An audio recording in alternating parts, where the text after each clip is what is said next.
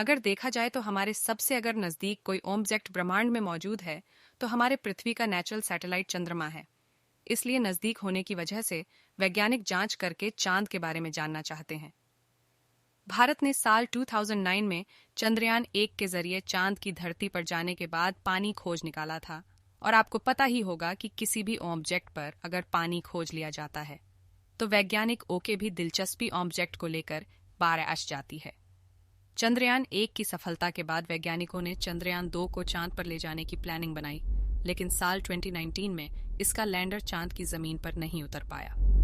अब की बार 14 जुलाई 2023 को भारत का चंद्रयान 3 पृथ्वी से निकला था, जिसका मकसद चांद के दक्षिणी ध्रुव वाले इलाके में सॉफ्ट लैंडिंग करके वहां की जांच करना है। लेकिन अब सवाल यह उठता है कि चंद्रयान 3 अब कहां पहुंचा है। उसका रॉकेट तो पहले ही दिन अलग हो गया था, तब यह इतना ज्यादा रफ्तार में कैसे आगे बढ़ रहा है और उसकी स्पीड को इसरो कंट्रोल कैसे कर रहा है। आखिर उसके अंदर कितना फ्यूल है और वह चांद पर कब तक पहुंच जाएगा। चांद पर जाने के बाद भारत के वैज्ञानिकों को क्या भेजने वाला है, तो दोस्तों इस वीडियो रिपोर्ट में सभी बातों का खुलासा करने वाले हैं और सभी रहस्य का पर्दा उठाने वाले हैं। आप देख रहे हैं यूपीजी के स्टडी चैनल। दोस्तों, जब कोई अंतरिक्ष यान पृथ्वी से निकलकर किसी दूसरी दुनिया की ओर अपना रास्ता तय करता है तो वह सीधा अपने लक्ष्य तक नहीं जा सकता। इसलिए पहले वो अंडाकार कक्षा में पृथ्वी की परिक्रमा करता है। इस प्रकार 5 राउंड काटकर पृथ्वी से धीरे धीरे दूर चला जाता है। चंद्रयान 3 के साथ भी ऐसा ही किया गया है।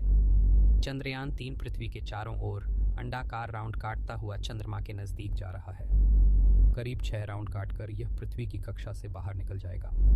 अभी हाल फिलहाल में इसरो की ताज़ा जानकारी के मुताबिक चंद्रयान 3 पृथ्वी के अंतिम राउंड में पहुंच चुका है, यानी कि पृथ्वी के चारों ओर यह लास्ट राउंड काटकर सीधा चांद के रास्ते पर निकल पड़ेगा, जैसे कि आप इस वीडियो में देख सकते हैं। चंद्रयान करीब 31 जुलाई को पृथ्वी और चांद के चारों ओर इन सारे चक्करों को पूरा कर लेगा।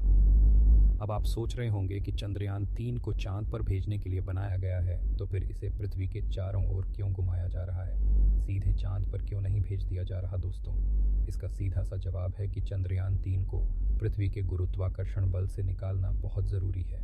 इसके लिए इसरो खास तरीके का उपयोग करता है, यानी चंद्रयान 3 का पृथ्वी के चारों ओर परिक्रमा करने का चक्कर धीरे धीरे बढ़ता जाएगा और एक चक्कर ऐसा होगा देश में चंद्रयान 3 पृथ्वी से काफ़ी दूर और चंद्रमा के नज़दीक होगा। लेकिन दोस्तों, ये काम जितना हमें सरल लग रहा है वह इतना भी आसान नहीं है। इसमें कई सारे भयानक एक्सपीरियंस का सामना करना पीडीडी देता है। इसके लिए थोड़ा और इस मुद्दे को गहराई से जानने की कोशिश करते हैं। आपने पूरी प्रक्रिया तो समझ लिया, लेकिन आप ये सब नहीं जान पाए होंगे कि चंद्रयान 3 तो अभी अंतरिक्ष में है। परिसरों इसकी कक्षा को बदलने का कैसे, चलिए आपको बताते हैं। दरअसल वैज्ञानिकों को इन बातों के बारे में पहले से ही पता होता है, इसलिए इसरो ने चंद्रयान 3 की दिशा और कक्षा बदलने के लिए उसमें थ्रस्ट लगाए थे। इन थ्रस्टों को चालू करके इसरो चंद्रयान 3 की दिशा और गति को नियंत्रित कर सकता है। दिन ऐसा होगा जब चंद्रयान 3 पृथ्वी से 1,000,000 किलोमीटर दूर चला जाएगा और फिर आपको यह रास्ता दिख रहा है। चंद्रमा और पृथ्वी के बीच के इस रास्ते पर चंद्रयान मुसाफिर चल पड़ेगा। इस रास्ते पर लगभग 5 दिन तक यह यात्रा करके चंद्रमा के नजदीक पहुंचेगा और 5 से 6 अगस्त को हमारा चंद्रयान चांद की कक्षा में प्रवेश करने के लिए तैयार हो जाएगा।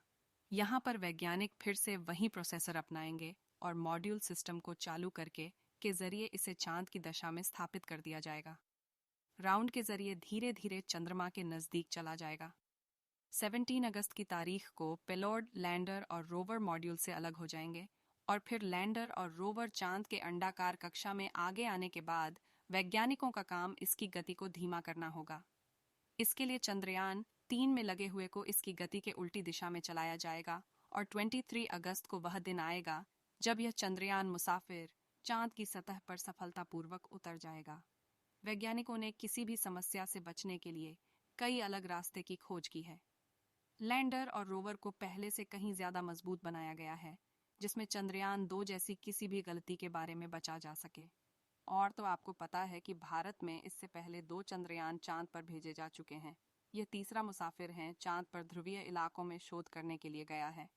लैंडर के अंदर से रोवर निकलकर चांद के उस गड्ढे वाली जमीन के ऊपर चलेगा और वहां से कई बड़े बड़े खुलासे करने वाला है और पूरी दुनिया की बेस्ट एजेंसियों की नजर है, क्योंकि सभी वैज्ञानिक चांद के क्षेत्र से अनजान हैं।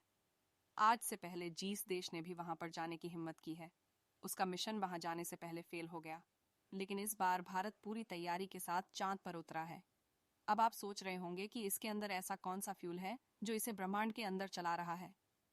इस समय चंद्रयान 3 अंतरिक्ष में इस रफ्तार से चल रहा है कि अगर उसकी कमान में थोड़ी सी भी गलती हो जाए तो फिर बहुत बड़ी दिक्कत हो सकती है। चंद्रयान 3 14 तारीख को लॉन्च हुआ था। उसके 16 मिनट बाद यह पृथ्वी की कक्षा में पहुंच चुका था।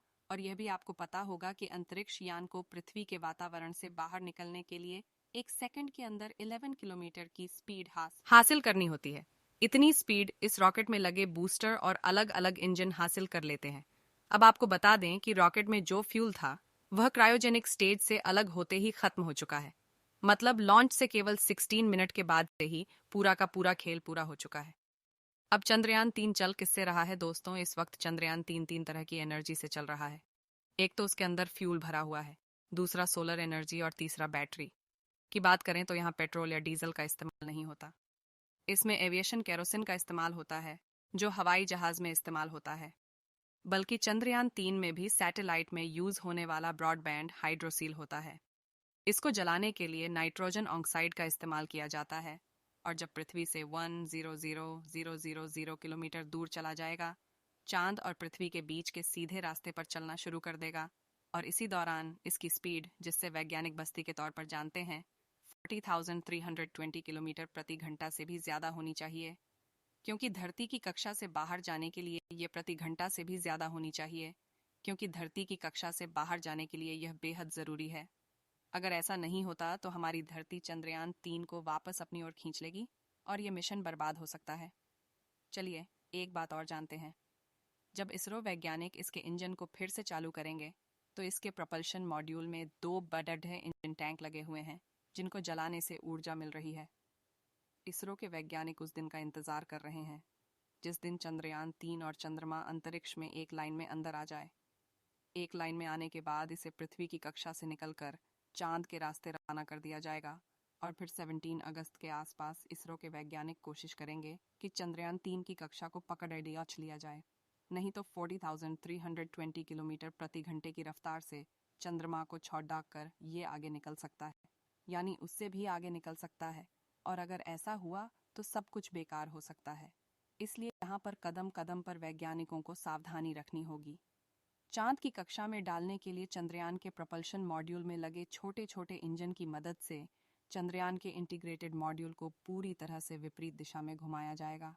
चांद की कक्षा पकड़ने पर धीरे धीरे यह चांद के नजदीक चला जाएगा। 23 अगस्त का दिन वैज्ञानिक अंदाजा लगा रहे हैं कि यह चांद की धरती पर दक्षिणी ध्रुव में उतर जाएगा, जहां पर आज से पहले कोई नहीं गया है। यहां तक कि बड्ढी स्पेस एजेंसी के अंतरिक्ष यान भी इस जगह पर आते ही गिर जाते हैं। वहां पर भारत का यह मुसाफिर चंद्रयान उतरने वाला है। चांद का दक्षिणी ध्रुव ऐसा इलाका है जहां पर गड्ढों की भरमार है। कुछ गड्ढे तो सैकड़ों किलोमीटर गहरे और सैकड़ों किलोमीटर चौड़े हैं। चंद्रयान 3 मिशन में दिलचस्पी इसलिए भी बाँची जाती है क्योंकि आज से पहले वहां पर केवल आर्बिटर पर ही जानकारी ली गई है। अभी तक किसी भी रोवर ने वहां से जानकारी नहीं भेजी है। इसलिए अब भारत ने अपना मिशन वहां पर भेजा है और जब वहां पर उतरेगा तो वहां पर मौजूद नई नई चीजों के बारे में पता चलेगा। हो सकता है चांद के इस भाग में आम इंसान के फ्यूचर में काम आने वाली कोई बेडी एनर्जी सोर्स के बारे में पता लग सके, जो आज पेट्रोल और डीजल बहुत बड़ी जरूरत बन चुके हैं। अगर वहां तीसरा एनर्जी सोर्स मिल जाए तो इसकी कमी को पूरा किया जा सकता। चलिए दोस्तों, इस वीडियो को यहीं पर खत्म करते हैं। इस वीडियो को एक लायक जरूर करें और अपने मित्रों तक इस वीडियो को शेयर करें ताकि उन्हें भी जानकारी मिल सके। और अपने भरोसेमंद चैनल को सब्सक्राइब जरूर करें और बेल आइकन को ऑल पर सिलेक्ट करना बिल्कुल न भूलें। मिलते हैं किसी और नॉलेजेबल वीडियो के साथ। वीडियो को अंत तक देखने के लिए धन्यवाद।